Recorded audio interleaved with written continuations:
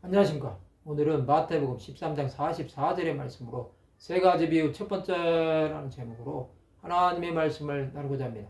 본 말씀은 천국은 마치 밭에 감추인 보화와 같으니 사람이 이를 발견한 후 숨겨두고 기뻐하며 돌아가서 자기의 소유를 다 팔아 그 밭을 사느니라.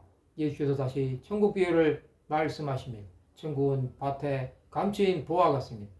이 보화는 예수 그리스도이십니다. 예수 그리스도를 발견한 사람은 발견한 후 숨겨두고 기뻐하며 돌아갑니다. 그는 예수 그리스도를 위해 자기의 소유를 다 팔아 하나님 나라를 위해 사는 것입니다.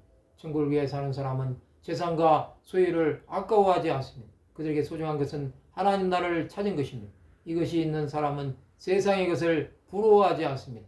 또 세상의 것 때문에 염려하지 않습니다. 그들에게 천국은 무엇으로도 주고 살 수 없는 것입니다.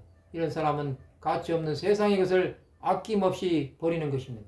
이렇게 살아가는 사람은 이 땅의 것이 헛되고 헛됨을 깨달은 것입니다. 하나님 나라는 천하를 주고도 살 수 없습니다. 이것을 위해 예수께서는 나무에 달려 저주를 받으심을 부끄러워하지 않으신 것입니다. 예수 그리스도의 구속의 사건은 천국을 살기 위한 자들에게는 엄청난 은혜였습니다. 이 은혜로 우리는 죄에서 자유함을 받은 것입니다. 죄 가운데 사는 인생은 하나님을 바라보지 못합니다. 그러나 천국의 소망을 가진 자들은 하나님 나라가 임함을 기뻐하는 것입니다. 그들에게 세상의 것들은 아침 안개처럼 지나가는 것입니다. 이것은 붙잡지도 만지지도 말아야 할 것입니다.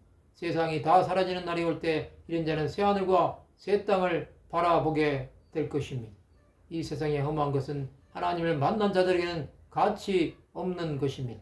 그것은 영혼을 살리지 못합니다. 또 영혼이 쉴 수 있는 안식이 없습니다. 그러나 예수 안에 있는 자들은 참 자유함이 있습니다. 그들에게 예수 그리스도는 귀할 산성이 됩니다. 또 방패가 됩니다. 그 예수께서 지키시고 보호하실 것입니다. 우리는 보이는 것이 없다고 낙심할 필요가 없습니다. 또 두려워하지 말아야 합니다. 예수께서는 믿는 자들 세상 끝날까지 지켜주신다고 약속하셨습니다. 이 약속은 영원토록 변함없을 것입니다. 우리는 그것을 믿기에 어떠한 상황에서도 넘어지지 않습니다. 끝까지 일어날 것입니다.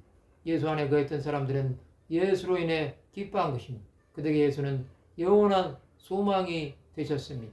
예수로 인해 사는 사람들은 예수께서 목표가 됩니다. 그 예수로 인해 살아가시기 바랍니다. 천국의 주인이신 예수는 우리를 기다리고 계십니다. 우리가 이 땅을 떠나가는 날까지 우리는 예수만이 생명임을 증거해야 합니다.